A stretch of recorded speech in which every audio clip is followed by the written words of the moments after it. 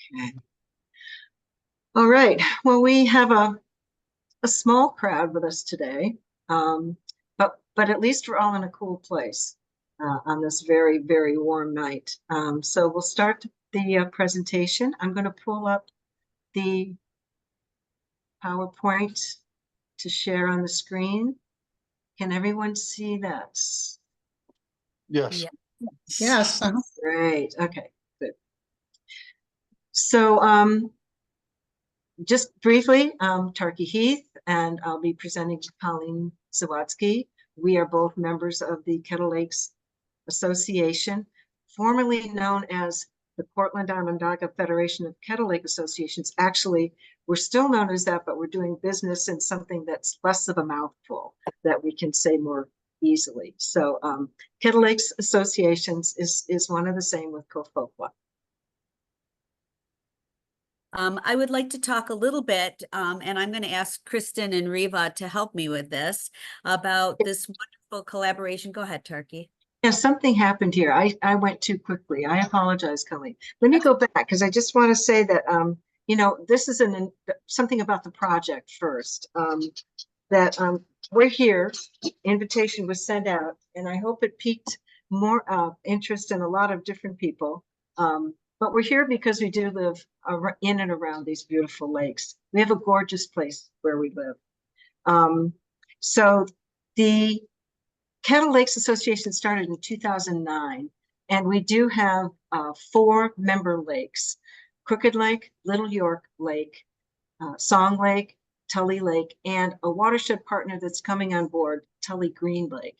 They don't have an association yet, but they're working towards that. Outreach and education is our thing. That's what we do, but we do a lot more than that. We also are able to work with other organizations and agencies to get funding for projects on the lakes, around the lakes, in the watershed regions. We do work for aquatic invasive species, stopping the spread, hopefully. That seems like a never-ending battle. We also work on harmful algal bloom situations, overall pollution. We work to understand the science and implement best management practices around our lake. And we all participate in the Citizen Statewide Lake Assessment Program. So monitoring is also key for all of us. We recently have included a greater focus beyond water quality, but it includes that in flooding. Many people here probably experienced the flooding that occurred in 2021 when we had about 8 inches, like within hours. We were inundated. Septic systems, that's what we have around our lakes. Personal drinking water wells, that's also what we have around our lakes, and many were compromised. So we put in, we're working on those issues as well. I'm sorry, there's some noise. Joe, excuse me.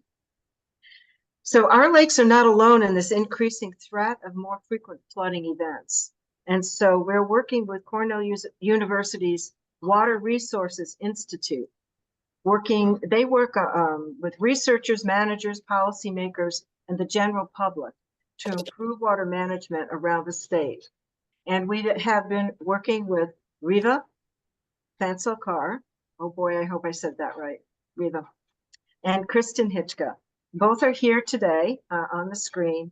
And this project incorporates art and education, and we hope to create more awareness of our lakes through this medium.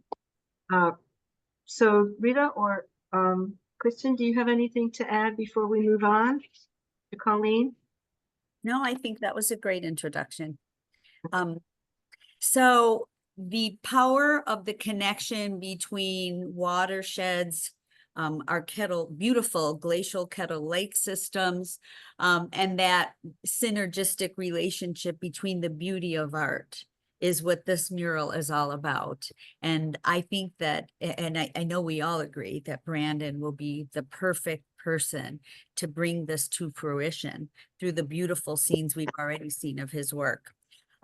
We are very fortunate to have Cornell University as our motor. If it wasn't for Cornell, this would not be able to be something we could aspire to ever really reach as a goal. I'm very excited because even though I was a social scientist and a teacher and a high school principal, there was a little bit of me that loved science, not maybe as much as Turkey. But I'm delighted to be part of My Coast New York because we are now starting to track the flooding, not just on the coast of New York State and around the country, but inland as well. Because as Tarky said, when that atmospheric river nailed us and hovered over Tully, it almost compromised our waste treatment plant. That would have meant the south end of Tully Lake would have been just inundated with whatever went down that trip. So we're very delighted with that. Out of that work, and maybe at a time when we'd want to spend more time, we decided that our relationship also, and this kind of, Janet, goes back to the community of Tully. We really have a relationship with our community, and the storms that affect the community come through the tributaries into the lake. So we developed a Kettle Lake Storm Response website. And I'm going to ask in a moment for Kristen and Riva to talk a little bit about the funding sources that we are in the process of both receiving and hopefully in the future attaining. But through this work, the goal of helping people say we can't take these lakes for granted, we all have to take a part in understanding that relationship and helping the young people coming up through the schools to know that they need to learn about this as well. So under the grant part, Kristen and Reva can talk a little bit, just briefly, if you don't mind, about the grants that we've received and the goals of those grants and what we hope to maybe achieve over the next year or so. Would you be able to pipe in there a little bit? Yeah, I can go. And Kristen, if I miss anything, just feel free to jump in. Sure. So we recently applied. Initially when we reached out to Tarki and Colleen, we were hoping to fund this through our previous round of Submerse New York and My Coast funds. And sort of the conversation steered in a direction that meant that this project was going to be bigger than what we initially thought it would be, which is why we decided to fund it through additional grants and go for it in a second round of Submerse New York funding. So we recently applied to the Cornell Engaged Opportunity Grant, which we just received. That's $5,000 and requires undergraduate students to be involved in the project. And we are sort of doing that through our intern program this summer with a Cornell student interning with us who's also helping Colleen sort of put together a website that can go together with this project and provide some research capacity to help Brandon come up with the mural so that some of that legwork can be done up front. So that is $5,000, all of which can go towards compensating the artist that we work with, and hopefully, Brandon, that you do decide to work on this with us. The next grant that we have been thinking of applying to is called the Cornell Faculty Grant for the Rural Humanities. That is $10,000. If we get it, we will have $15,000 before September to actually kickstart and fund the project. If we do not get it, the third sort of pool of money that we hope to tap into is our standard Submerse New York grant, which we get every year. There is like an application process and a procedure for it. So hopefully that just goes smoothly and we have that money as like the extreme backup for this. But the tricky part with that is that it only comes in September. So that might push the timeline out a little bit. But by September, hopefully, if everything goes well, we should have all of the funding that we need to actually get this done. Thank you. Kristen, am I missing anything, or would you want to add something to that? No, except that it really was Rewa that put the legwork into getting that engaged Cornell grant. So I can't take credit for that. Yes. So thank you both. Very Thank you both pleased. for getting us to this point. Okay. It's really powerful about this concept of art. And Tarky, pipe in. I'm trying to remember. I think this is my slide, but maybe it's yours. No, it's I want you to look for a moment at that picture. That's my husband walking next to my neighbor's house because it was getting really close to going inside. The interesting thing about that storm, it was like many that may happen in the future, it was unpredictable. They did not anticipate the degree of damage and the expansiveness of that rain. So we are really looking at the power of the image. So this picture really lets you feel that storm.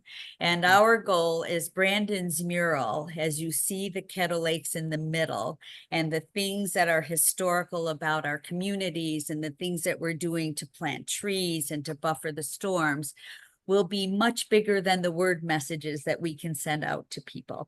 So traditionally, art does reach people just also not through the brain, but through the heart.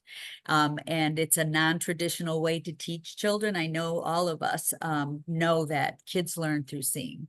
So we are also really excited because it's an opportunity for our communities to work together.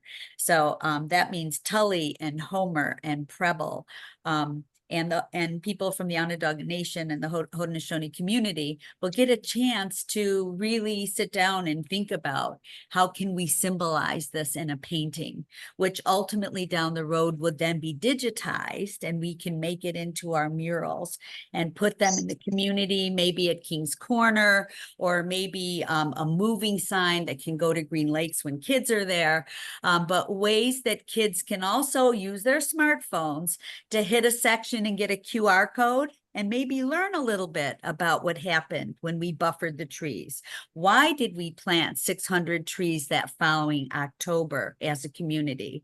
Why has the Tully Rotary planted 1,500 trees in our community? So that connection between using technology, using art, and using educational awareness about the impact of these growing frequency and severity of storms will really help not just our young people, but we have elders that were stranded. So they also need to see the impact of what the storms may have on their life when they had oxygen compromised because we lost power and services were disrupted. And I wish I could say this isn't going to happen in the future, but look at this wave of heat now. It is predictable that these will happen. So that's the connection. We have a long history as the Kettle Lakes Association of promoting the arts. Art and ecology, artists and their passion has been an amazing way for us to take people that use ecology and art in a really synergistic connection. And Tarky was talking about, if you could share the story about the scientists that made lace things out of microbiome. What was that? Well, actually, it's so this Mary Gale is actually Greg Boyer's partner. Greg, he's the scientist at SUNY ESF, and he's top notch in this field studying cyanobacteria. He's been doing it for decades. And so you can see back here, these come from they're crochet, they're textile art of different kinds, but they come from his microscopic pictures of cyanobacteria. So it's really very clever. So that's one connection there, but we've had indigenous artists come in. One of our first speakers was Robin Kimmerer before Braiding Sweetgrass, or at the time she had written it. So we've had, and Sandra Steingraber, another person of prose, but from music to prose to stone carving to painting, including Brandon Lazor, who was at one of our last functions, we have really been connecting artists and scientists with their art and so forth, ecologists with their art. So it's exciting. We have lost the venue that we were using. Pandemic really hit everybody hard. And the venue that we were using in Tully Artwork Studio closed. And we haven't been able to replicate what we had been doing. We hope to at some point. But this project brings us back to where we had been really making those connections. So it's exciting for us to see that happen. Sorry, I spoke more than I meant No, to no, I'm glad you did, because that's the power of this. Yes. before you. it goes. Okay. Another thing, Tarky mentioned her pendant. We worked with a woman, Joni DeSimone, to design the Kettle Lakes pendant. And we spent a lot of time making sure it was accurate. And so we outreach, not only the jewelry is kind of one little thing, but one of the things that I'm very proud about is we have a photo contest every year of something artistic in our community, whether this year it was fauna and flora of the Kettle Lakes. And you can see a bald eagle, they nest now on Tully Lake. And that's a picture from my neighbor across the street. I never got lucky enough to see them sitting there. By the time I got there, they were gone. But we now have these Kettle Lakes cards, which we do as all occasion cards, and it gives a little information on the back. So there's a little educational component. And then we promote these at our functions. So, you know, they're reasonable in price. They're $2 or $3, and people can take a little piece of one of our Kettle Lakes home with them. The other thing that I say I'm very proud of, but certainly Marge should also be proud of, is we've been working with an artist from New York City, and he happens to be Marge's son, to design a logo for a Watershed sign that we have designed on the left side, because we want to put a large sign on the road. And believe me, I'm dealing with multiple bureaucracies. This is not easy, to protect and honor our Kettle Lakes. And so that is what the sign will look like when we're ready. And hopefully it'll be somewhere around a 4 by 5 feet wide by 4 feet tall, similar to what many other watersheds do. So as we go through, Tarky's going to talk a little bit about the other components of our outreach. Uh-oh, you're muted, Tarky.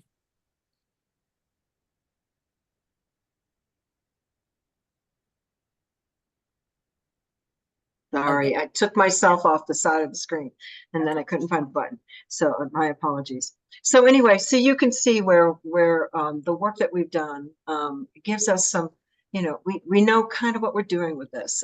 We've had some background. So the concept here for this project and the scope, we're looking at the geography. I mean, you can imagine, and when Brandon's going to speak in a moment. I don't mean to leave Brandon out of this. Obviously an important part of what we're doing. But Brandon did come to visit, and we toured around the lakes. I think it was it March, Brandon, that you came? Yeah. Yeah, I think it was in March. And had a wonderful time talking about the history of the lakes, talking about the geography, and looking at you know, some maps and how would we show our Kettle Lakes in a painting. And that flow from north to south makes sense. We flow down to the Susquehanna River Basin and the Chesapeake Bay predominantly. Now, not 100%, because we're on the divide. So some of our lakes seasonally will flow north, but that's the general flow of our watersheds to the south. Historically, and when you see some of the pictures of his work, you'll see that he can use borders to hold hints of architectural elements that are unique to each of the towns. And of course, representations for the First Nations. These lakes are important to the Haudenosaunee and the Onondaga. The peacemaker was here for condolence ceremonies. But there are aspects of that are really important to acknowledge as we live with our neighbors here in Onondaga territory. So ecology, bringing in the flora and fauna native to the region is a beautiful and wonderful thing to do.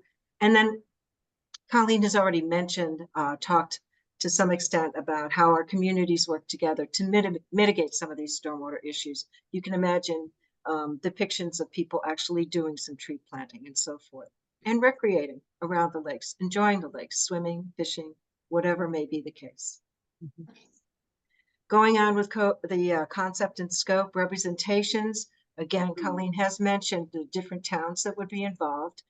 We want representatives from each of the towns, and they have been invited. This is the first of our outreach efforts, so we will go to the towns to present if that's the best way to do it. So we'll take different ideas after this and decide where we go from here.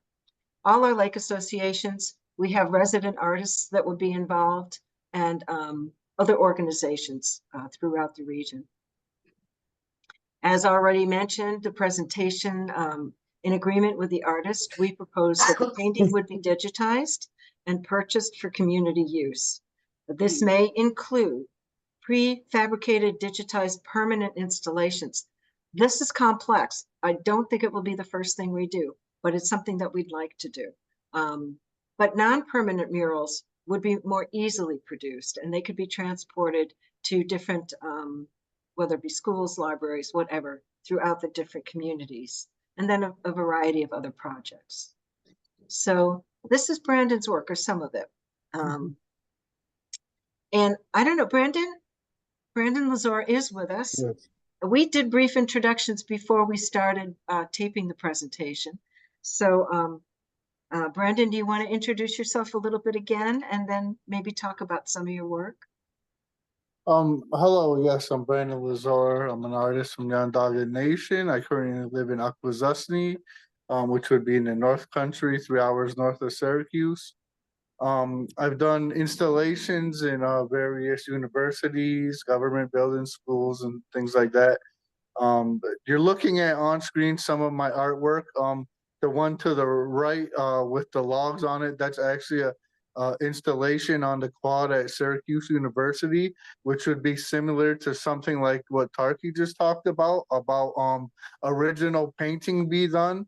And then with the digital image, an actual piece of artwork that is hung in the public that can be withstand weather and elements and things like that, while the original artwork is hung somewhere or held somewhere and placed there. And as you see through my art, I do different sections with the borders and things. And as we were talking and as I was going on my trip with Tarky, I was thinking of the different architectural elements throughout the town, little hints of things that are from like maybe the school building, or we talked about old lampposts and some of the buildings around the lakes and stuff like that.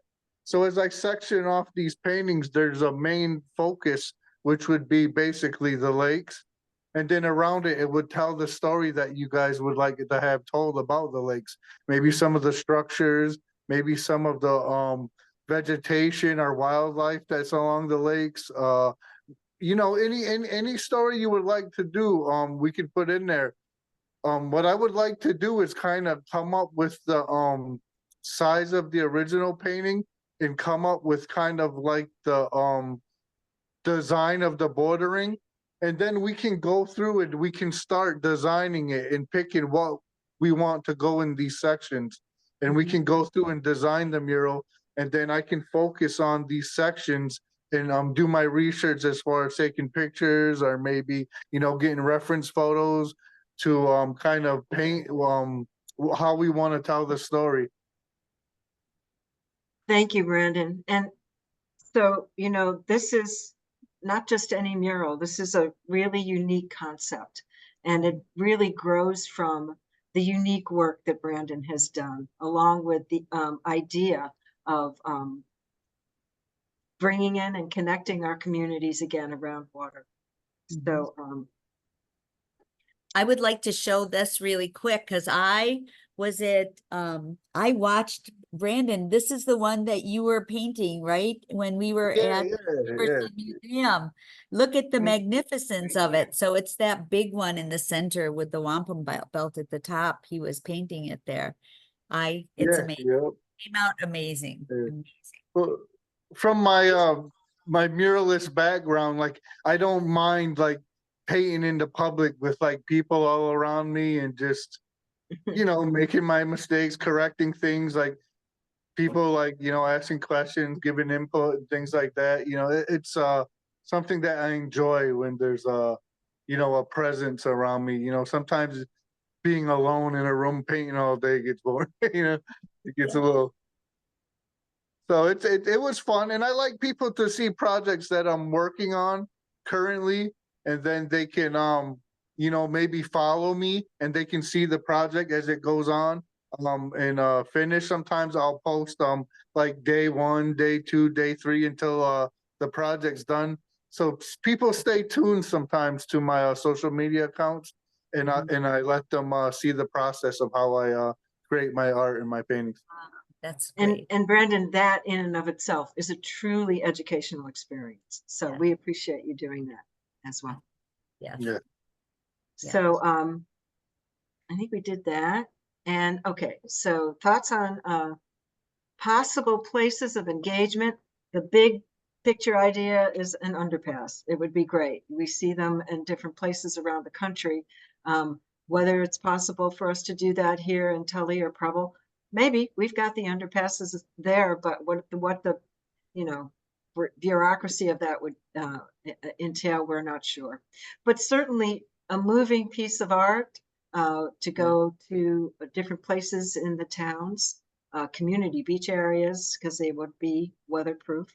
And Colleen mentioned King's Corner, but other areas that we haven't thought of. That's why we need to bring the community together. What are some other thoughts about placements? Our time frame, and I know Riva has already suggested this may change, but our time frame for now is based on having meetings, hopefully in person, going forward, and conduct at least 4 of these workshops. And by the year end, we will have developed the art with Brandon. By the spring, we'll have at least 1 art installation completed, and then by the end of May, have final documentation.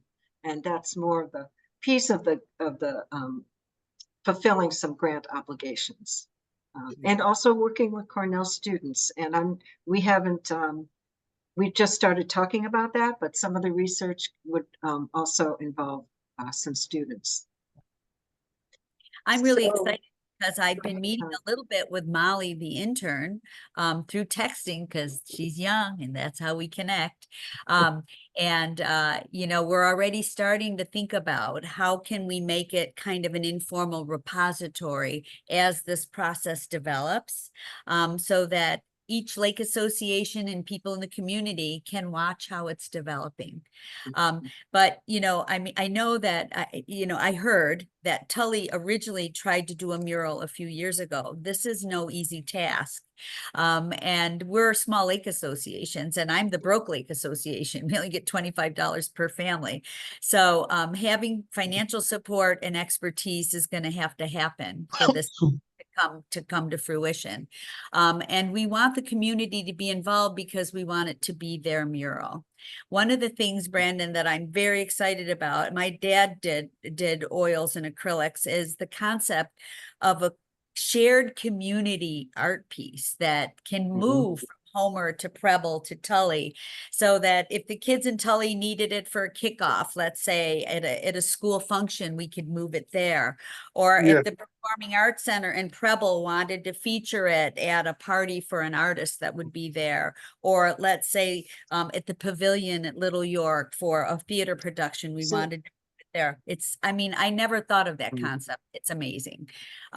So having community input, not just into how to design it with Brandon, like what needs to go into that beautiful painting that would then be digitized, but where might we want to put it? Who might have to assist us in actually creating the structure to put it on? How might we be able to fund, let's say, Janet, if we wanted, and Margaret, King's Corner, if we wanted to put something in front of the stockade fence. I'm hoping to work You're with talking about, Cornerstone Park specifically. Yep, Yeah, Cornerstone okay. Park. And I already spoke with Mark McCluskey and the Tully Building Supply people to kind of prime the pump, because we may need some expertise in that area when it comes to putting an installation outside. We have legal things, we're already talking about kind of buying a piece of Brandon's art for us to use. And my grandson calls it merch. That's what everybody's calling it. You know, might we want to make coffee mugs or tote bags or Sure. copies of the print, you know, and have that. And then having each little community have their spin on it. I think a really, you know, you can tell many of us are educators or we're educators, is that the connection with the art kids in the communities and the school programs. And, you know, I reached out, let's say, to Tully High School, and they recommended we contact the environmental club, which I didn't even think of. So Yeah. really, along with all those wonderful things, Colleen, you know, the nuts and bolts of the steering committee will be all of that and more, because we do need some legal assistance. We need to understand what the implications are of having a piece of art. We need to understand what it means for a not-for-profit to be involved in this. We have a sense of it and have talked, but it would be good to have somebody on the steering committee with some of that knowledge and background. A lawyer with some knowledge of nonprofits, or not, just somebody who can look over some of our concepts, some of our contracting, whatever it may be, just to have that. But we don't currently have a lawyer on our board, or we go out for some legal advice, but it would be nice to have the steering committee. It would just be for this project, be involved in that. And we've already talked about the production pieces. So when we think about a steering committee, we're going out to the community, all the communities will be involved, but we need a steering committee to steer us the right way, to get us where we need to go. Also, I would like to say that you should look into having it appraised, and you'll have an original artwork that will appreciate in value as my career continues. So what, you know, later on, as you hold on to this painting, the value will appreciate. So in the end, it probably will just all pay for itself, you know? Yeah, Yeah, definitely. thank you, Brandon. Thank you. I And, didn't. and I'm sure it will appreciate, and your notoriety, you're being noticed more and more, which is really wonderful for your work. But we do have to understand what that means for a nonprofit in terms of New York Charities Bureau and all that good stuff. So So may I ask a question? sure, please do. Okay, so once again, there's going to be one piece of the original artwork that you're going to keep in one place, is what you're saying. No. So that's what you're looking. There will be an original piece, but it will be digitized. And then Right. that digital work can then be utilized in all these different ways. Okay. Yeah. So there isn't really a permanent place for the artwork itself. So We would Janet, have to be determined that, Janet. That would be part of what the steering committee would have to do. And, Okay. and you know, we haven't gotten there yet. So, but that's a good question, because it would need a home. Yeah. and the other And- thing we talked about, Janet, is that concept. This is kind of a different concept of it being collaboratively shared for Mhm. view. So, and I'm not saying it would be that way, but let's say the 3 communities each got it. It's like a timeshare for 4 months of the year, unless an activity came up and somebody wanted it at another time. And so let's just say it was stored at a local place here during part of the year or somewhere else during other parts of the year. I mean, the idea of having a movable piece of art that other communities could enjoy depending on the schedule that's set up is a different one. But then when I think about it, Janet, now that you say that, we might need to talk about insurance, especially as it's more valuable. Definitely. But we'll think Those- about that idea.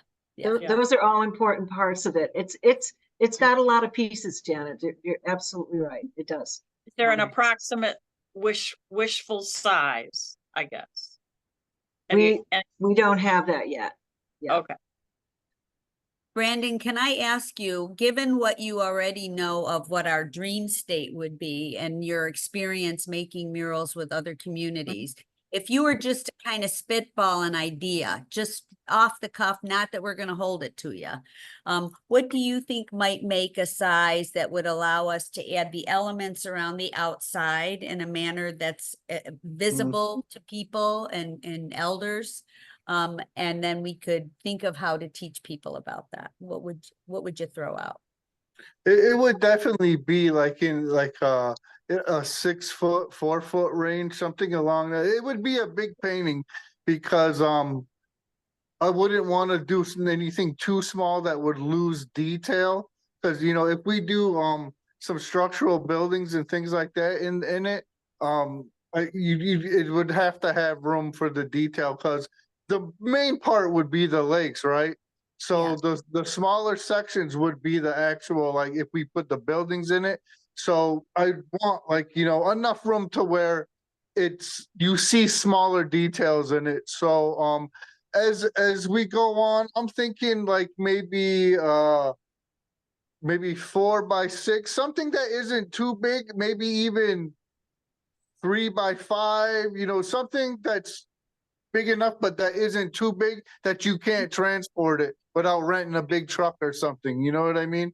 Mhm. Yeah. Something that can fit in a minivan, like that size, Yeah. Okay. Okay.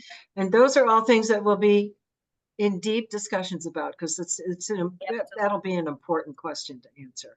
Well, and you know what's really nice? I kind of talking about picking interests. After we heard about this, I had not heard about digitized murals, and I started kind of going down the rabbit hole. I mean, they can be as big as 6-story buildings now. I mean, these murals can be made as big as you want and as big as you can afford.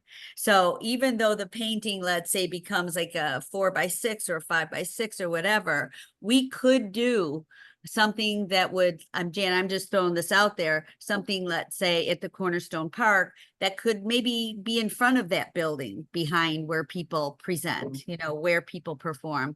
And it could be bigger. It could be 10x15 or whatever. So it's something that offers opportunity. That's one thing. There's a video on the internet that actually shows the process of taking digitized art and putting it on a laminate of some kind, and then they actually adhere that to the side of a building. It's pretty phenomenal what can be Then done. it's I'm not not saying portable. that we So can do that, Yeah. but Then it's not portable. So that's what, when you talk about that would be- that, then I get confused about, is it permanent? It's portable. it can be. This is Go ahead. when I did a mural for the Indian village and at the fair, and what I did was I did a mural that was, I think it was 5 feet by 12 feet, but the actual wall is double that size. And when I gave them the scan, what they did was they did the mural. It was 25 feet long, but it was in 8 panels that can be removed and taken down and put back up. Gotcha. So Interesting. Yeah. you can panel it and connect the panels and Right. to create it with like a bracket system that has screws that you would just mount it to something. Okay. And if you wanted to take it down, say over the winter, you just take it down, store it, and then replace it back up wherever you want. It's very simple. The panels aren't that, well, it depends on how large you want to go, but it's definitely a thing that can be created in separate panels that can put together and create the whole mural. Jan, another idea is Tarky and I originally talked with Riva about a kiosk.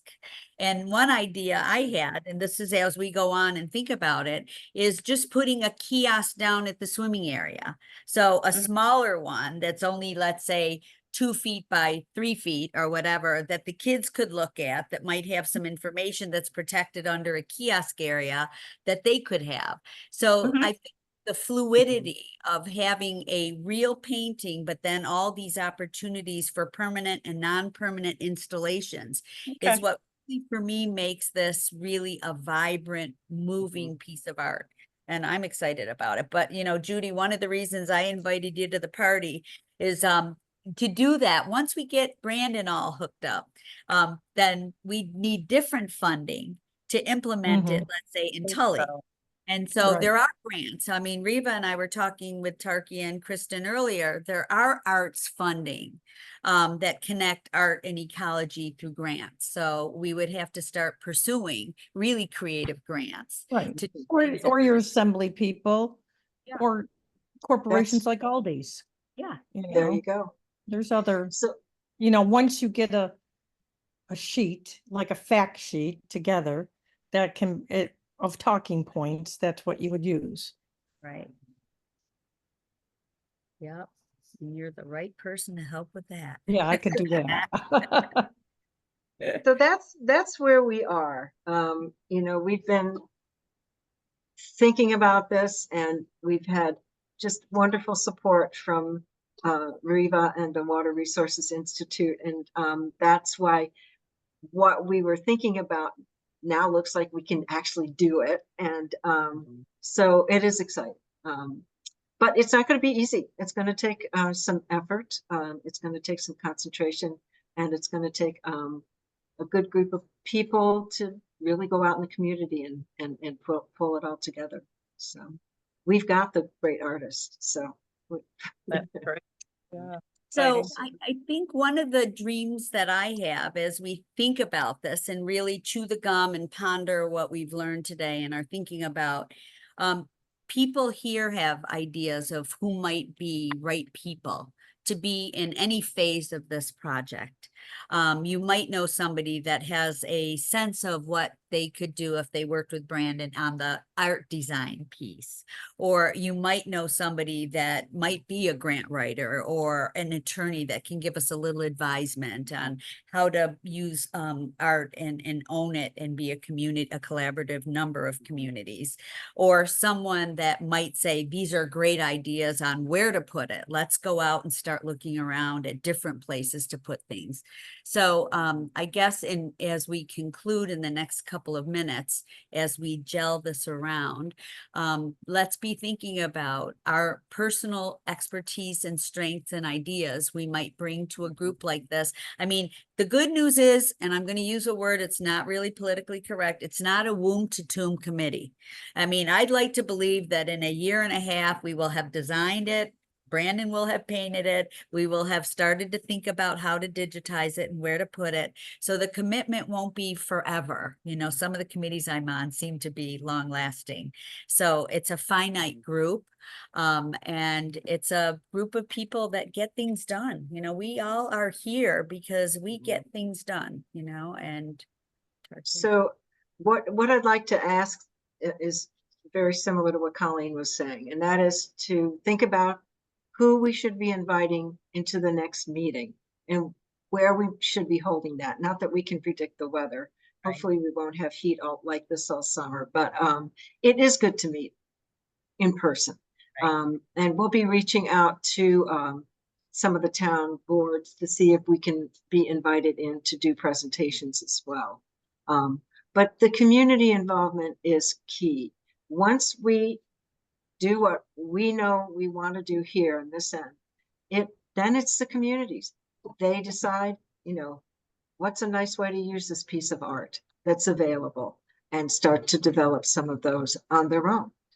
We don't need to be there. We will be part of the process, obviously, but that's the idea. It gives some autonomy, to the communities then. So you have my email, you have Colleen's email. If you think of people that would be appropriate to invite personally to the next meetings, please help us out. Please do so. That would be great. And we're going to continue our outreach as well. So just to give everyone a heads up, we are trying something different with our Kettle Lakes meeting on Thursday at 6 o'clock at the Tully United Community Church. Thank you, Janet, for helping with that. We think it'll be cool enough. And we are going to have this be part of our Kettle Lakes presentation. So we'll be addressing this idea.